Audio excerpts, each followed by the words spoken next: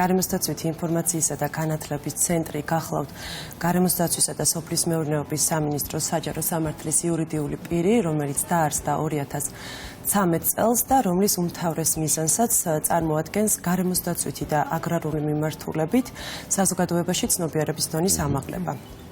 ცენტრი როგორც ფორმალური, ისე არაფორმალური განათლების კუთხით ფარავს მთელ საქართველოს და ჩვენი სამიზნე ჯგუფები არიან საგანმანათლებლო დაწესებულებები, როგორიც არის სკოლამდელი აღზრდის დაწესებულებები, სკოლები, უნივერსიტეტები თუ პროფესიული კოლეჯები, ასევე პროექტების ფარგლებში, რომლის განმახორციელებელიც არის ჩვენი ცენტრი საერთაშორისო ორგანიზაციების პარტნიორობითა და მხარდაჭერით სამიზნე მუნიციპალიტეტების, სამიზნე თემების, სათემო ორგანიზაციების, ადგილობრივი თვითმმართველი ორგანოების წარმომადგენლები და ზოგადად მთელი საქართველოს მოსახლეობა.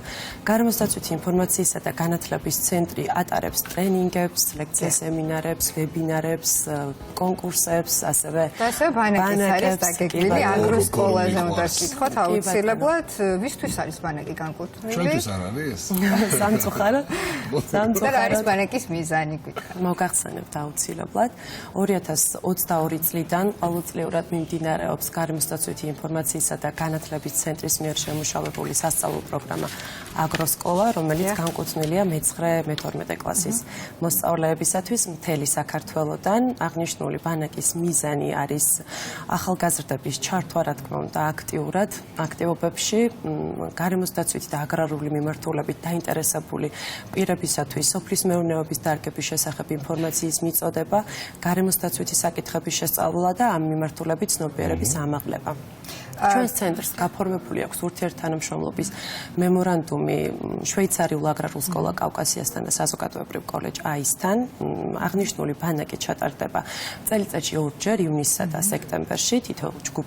თითოეული ჯგუფი დაკომპლექტებული იქნება 20 მოსწავლისაგან. ივნისის ბანაკი ჩატარდება საზოგადოებრივ კოლეჯ AIS-ში, ხოლო სექტემბერში კი ბანაკი განხორციელდება კავკასიაში. შერჩევა, როგორ მიდიან ბავშვები აღნიშნულ კი, ბატონო, მოგახსენებთ აუცილებლად.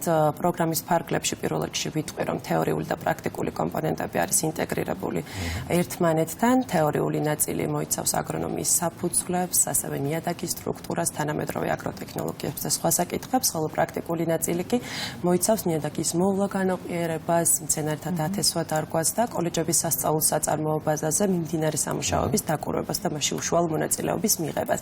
რაც შეეხება განაცხადების მიღებას და მონაწილეთა შერჩევას, ხდება ღია კონკურსის წესით. პირველ რიგში ხდება განაცხადების გადარჩევა, შემდეგ გასაუბრება, რეგისტრაცია უკვე დაწყებულია და მიმდინარეობს, შესაძლებელია ცენტრის სოციალურ გვერდზე განთავსებულ ბმულზე და რეგისტრაცია განაცხადების მიღება დასრულდება 6 მაისს. კიდევ ერთი საგანმანათლებლო პროგრამა გაქვთ, რომელსაც ქვია სატყეო სკოლა. კი, ბატონო. ამის შესახებაც ვისაუბროთ, რას ნიშნავს, რას მოიცავს ეს სკოლა. და რა განსხვავება აგროსკოლასა და სატყეო სკოლის საგანმანათლებლო პროგრამა? მოგახსენებთ. მანდაც არ ვართ ხო ჩვენ?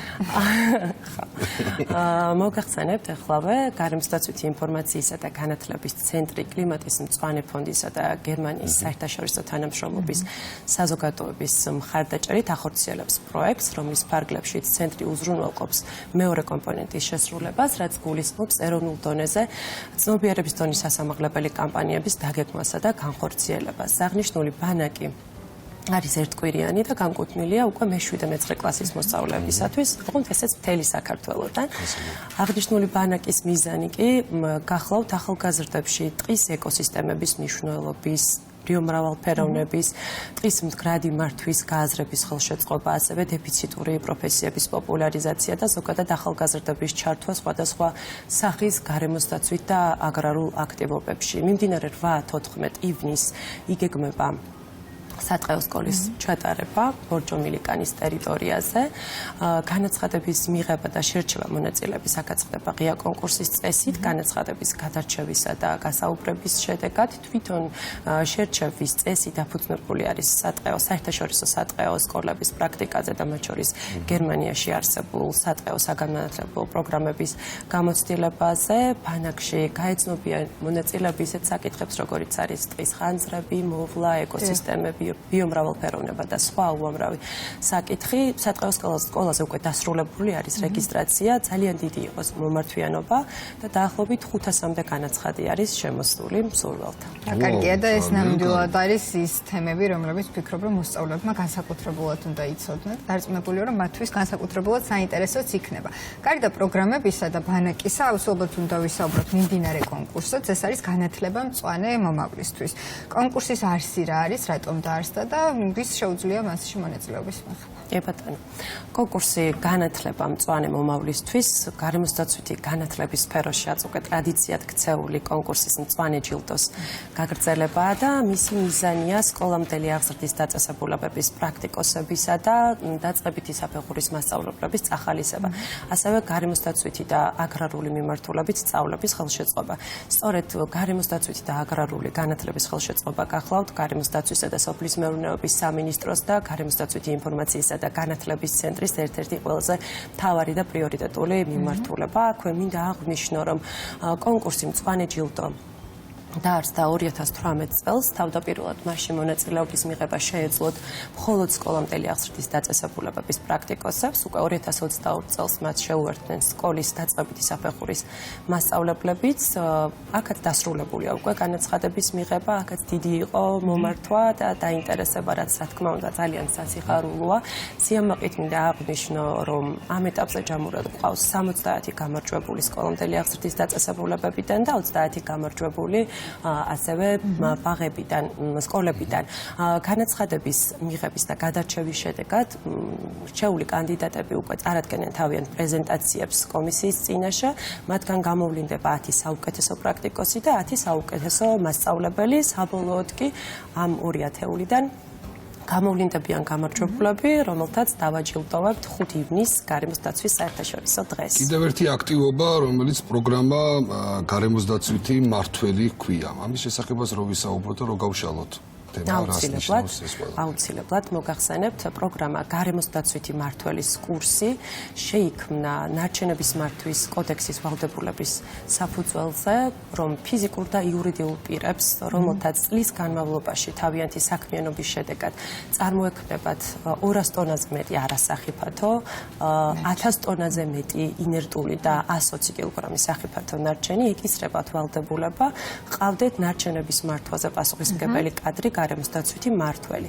გარემოსდაცვითი ინფორმაციისა და განათლების ცენტრის მიერ შემუშავებული ეს კურსი განკუთვნილია ნებისმიერი მსურველისათვის, ვისაც სურს დეტალურად შეისწავლოს ნარჩენების მართვის კოდექსით გაწერილი პასუხისმგებლობები, რომელიც გააჩნია გარემოსდაცვით მმართველს.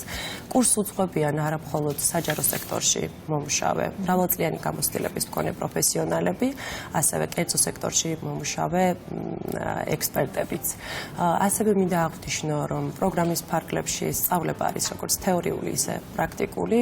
თეორიულ სწავლებასთან ერთად მსმენელები მუშაობენ ელექტრონულ სისტემებში, სადაც აწარმოებენ და მუშაობენ სასწავლო იმიტირებულ ინსპექტირებაზე. პროგრამის ხანგრძლივობა არის 4 კვირა, 55 საათი. დასრულების შემდეგ მონაწილეებს უტარდებათ ტესტირება, ასევე ხდება გადახედვა პრაქტიკული დავალების და დადებითი შეფასების არსებობის შემთხვევაში თითოეულ მათგანს გადაეცემა სერტიფიკატი, რომელიც არის დამადასტურებელი იმისა, რომ წარმატებით გაიარეს აღნიშნული კურსი. მეორე ნაკადზე უკვე დასრულებული არის რეგისტრაცია და სწავლება დაიწყება 4 მაისს, თუმცა აუცილებლად მინდა აღვნიშნო, რომ დიდი მოთხოვნიდან გამომდინარე გარემოსდაცვითი ინფორმაციისა და განათლების ცენტრი 2026 წელს ასევე გეგმავს მესამე და მეოთხე ნაკადის მიღებასაც. და მიმართულებით დასაქმებაშიც ალბათ ძალიან ხელშემწყობია ეს პროგრამა. კიდევ ერთ პროგრამაზე უნდა გკითხოთ ძალიან მოკლედ ჩვენი საეთერო დროიდან გამომდინარე, ტყის ინვენტარიზაცია და ტაქსაციაზეც რომ მოგვიყვეთ, რას გულისხმობს და რას ითვალისწინებს ეს პროგრამა. მოგახსენებთ მოკლედ, როგორც მოგახსენეთ, ცენტრი მუშაობს როგორც ფორმალური, ისე არაფორმალური განათლების ხელშეწყობის კუთხით და ერთ-ერთი ესეთი კურსი გახლავთ ეროვნული სატყეო სააგენტოს მიერ შემუშავებული კურსი ტყის ინვენტარიზაცია და ტაქსაცია, აღნიშნულ კურსზე ყველას არ შეუძლია რეგისტრაცია და განკუთვნილი არის მხოლოდ სატყეო და მომიჯნავე სფეროში ბაკალავრის ხარისხის მქონე პირებისათვის. თვითონ ტაქსაციის ეტაპები არის შემდგომი საველე პირობებში, ეს არის დოკუმენტაციის შეგროვება და ანალიზი, ასევე კარტოგრაფიულ მასალებთან მუშაობა, ასევე დოკუმენტაციის შექმნა, მათ შორის არის ტაქსაციის საბოლოო პროდუქტის ტყის მართვის გეგმის შემუშავება. აქაც პროგრამის ხანგრძლივობა არის 8 კვირა. 180 საათი რეგისტრაციასთან დაკავშირებით ძალიან მალე ეცნობებათ ყველას მთელ მოსახლეობას, ამიტომ მინდა ვთხოვო გარემოს დაცვითი ინფორმაციისა და განათლების ცენტრის თითოეულ გამომწერს და არა მხოლოდ მათ, რომ ადევნონ თვალი და მოთხოვათ ყურადღებით იყვნენ, ადევნონ თვალი ცენტრის სოციალურ ქსელებს, რათა არ გამორჩეთ ცენტრის მიმდინარე და დაგეგმილი აქტივობები.